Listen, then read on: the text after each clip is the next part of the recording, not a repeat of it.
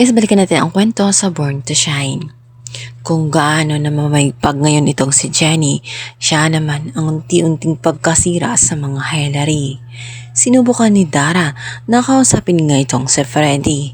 Galit na galit siya rito at halos pagkakalmutin na nga niya itong si Freddy dahil sa nagawa nga nitong pag-amin sa publiko. Dahil nga doon ay nasira ang pangalan ni Dara.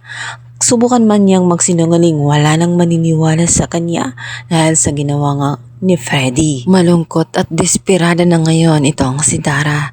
Ayon sa kanya, matapos nga ang lahat-lahat sa kanilang dalawa ni Freddy ay gano'n na lamang siya kung ito rin nga nitong si Freddy na parang dumi na lamang siya na iniiwasan.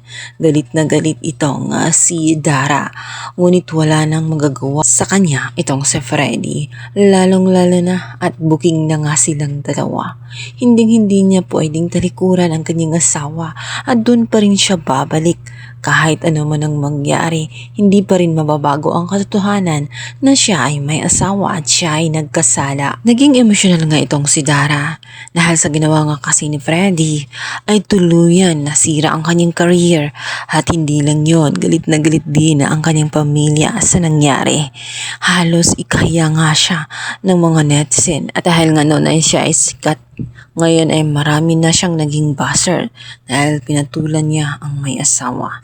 Galit na galit ang mga tao sa kanya. Mapatigil ang dalawa sa kanilang mainit na diskusyon dahil nga biglang dating itong si Vanna na tala ba nanonood ng isang teleserye kung saan nagsusumbatan ang dalawa. Hindi na muling nakapagsalita itong si Dara sa harap nga nitong si Freddy. Kahit na sa kanyang mga mata, marami pa siyang gustong sabihin kung bakit nagawa nga ni Freddy na ilaglag siya. Hindi man lang naisip nga ni Freddy kung ano ang maging consequence ng lahat. Ngayon ay mawawalan siya ng trabaho, kinasusuklaman pa siya ng kanyang anak na si Megan. Sa kamilang banda, matapos nga ang naturang interview na nagbigay ng maraming katanungan sa isip nga nitong si Megan, kung saan sinabihan siya ng naturang DJ na malamang totoo ang mga haka-haka ng mga netizen na siya ay hindi anak ni Zeo.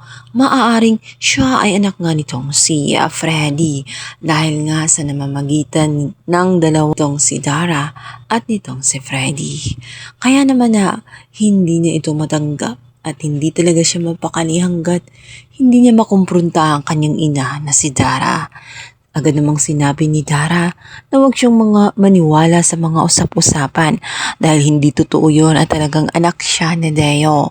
Well, ngayon ay sasabihin nga nitong si Megan na sabihin ang mga yun sa mga taong umuusig sa kanila at sa mga taong nagsasabi na siya ay kabit ni Freddy. Matapos ngang mainit nila na komprontasyon ni Freddy, ganoon pa ang mangyayari pagdating sa bahay.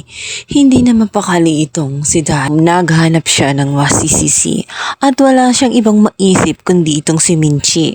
Dahil nagsalita ito kay Vanna, kung hindi lamang tinikom nga nitong si Minchi ang kanyang mga bibig, maaaring hanggang ngayon ay nananatili ang kanyang kasikatan at hindi siya nihusgahan ng mga tao ngayon.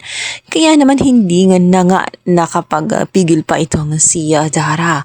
Agad niyang sinugod itong si Minchi sa Port Ono kung saan ay abalang-abalang nga ito sa panininda at masayang-masaya dahil humahakot ng customer.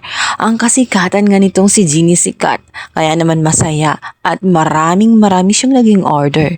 Ngunit mabubulabog siya sa pagdating nga nitong si Dara na galit na tela ba manglalamo na ng tao. Naman siyang sinagot nga nitong si Minchi na kung ano man ang nangyayari sa kanya ngayon ay kasalanan niya. Dahil wala namang nag-utos na makipag-ugnayan siya dito kay Freddy. Dahil unang-una alam naman niya na may asawa ito at hindi pa talaga siya nahiya. Na best friend pa niya itong si Vanna. Hindi niya siya nag-iisip na kung ano ang mangyayari sa oras na magkabistuhan na nga.